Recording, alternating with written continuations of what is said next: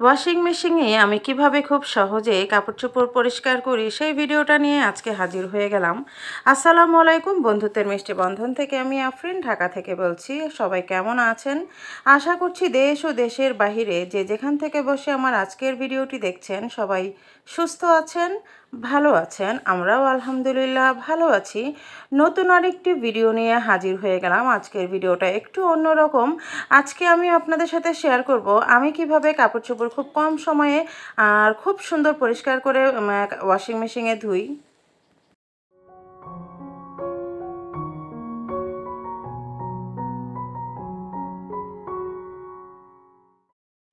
তো এটা হচ্ছে আমার সিঙ্গারের একটা ওয়াশিং মেশিন 10 লিটারের। তো আমি যেভাবে কাপড় চোপড়টা ধুই সেটাই শেয়ার করব।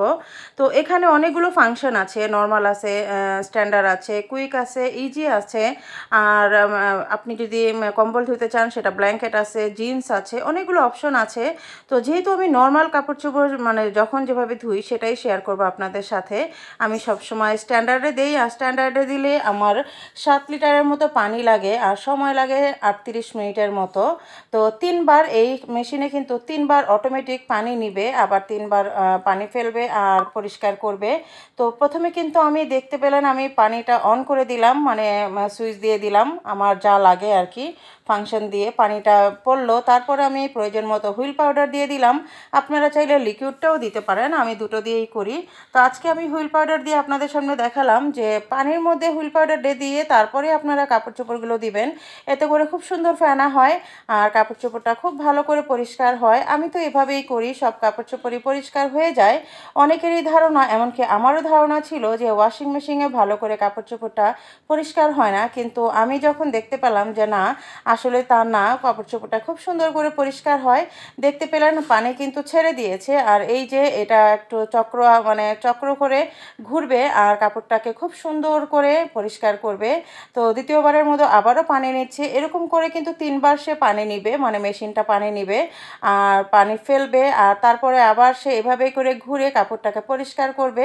এমনকি শেষে একবারে যখন শেষে, যেরকম এখন 9 মিনিট সময়, এই সময়টা সে লাস্ট পানি নিবে আর কি। তো 3বার এরকম করে করার পরে অবশ্যই কাপড় চোপড় পরিষ্কার হবে। আর অবশ্যই আপনারা কালারের কাপড় চোপড়গুলো আলাদা দিবেন, তা না হলে কিন্তু রং লেগে যেতে পারে। আর আমি কিন্তু ওয়াশিং মেশিনে শুধু কাপড় চোপড় না, আমি আরও অনেক কিছুই ধুয়ে থাকি, সেই ভিডিও নিয়েও আপনাদের সামনে আমি হাজির হব। আর পানির লাইনটা আপনারা দেখতে পেলেন আমি বারান্দা থেকে বাহিরের দিকে দিয়েছি। আমি কিন্তু চাইলে বাথরুমের ভিতরেও দিতে পারতাম, আমার দুই দিকের অপশনই আছে। যেহেতু আমার নিজের বাসা, আমি চাইলেই বাহির দিকে দিতে পারি, সেই জন্য আমি বাহিরে দিয়েছি। আর যারা আপনারা ভাড়া বাসায় থাকেন বা ওরকম অপশন নাই বাহিরে দেওয়ার, তারা কিন্তু চাইলেই বাথরুমের ভিতরেও কিন্তু লাইন করে দিতে পারেন। আমি দুইভাবেই কিন্তু দেই। তো এখন আমি বাহিরের দিকে দিয়ে আপনাদের দেখালাম। কাপড় চোপড় কিন্তু আমার ধোয়া হয়ে গিয়েছে, মানে ড্রাইও হয়ে গিয়েছে। এখন আমার পালা শুধু শুকানোর। তো 90% কিন্তু এরকম শুকিয়ে যায়, বাকিটুকু শুধু বারান্দায় একটু মেলে দিলেই কিন্তু হয়ে যায়। এমনকি ঘরের ভিতরে যে কোনো জায়গায় ছড়িয়ে দিলেও কিন্তু শুকিয়ে যায়। তো দেখলেন তো, খুবই ঝটপটভাবে কিন্তু আমাদের নারীদের এই কাজটাই কিন্তু অনেক হেল্পফুল করে। আমার এই ওয়াশিং মেশিনটা যে সময়টায় আমি কাপড় চোপড়টা ধুই সেটা অন্য কাজে লাগাতে পারি। সবাই ভালো থাকবেন, আল্লাহ হাফেজ।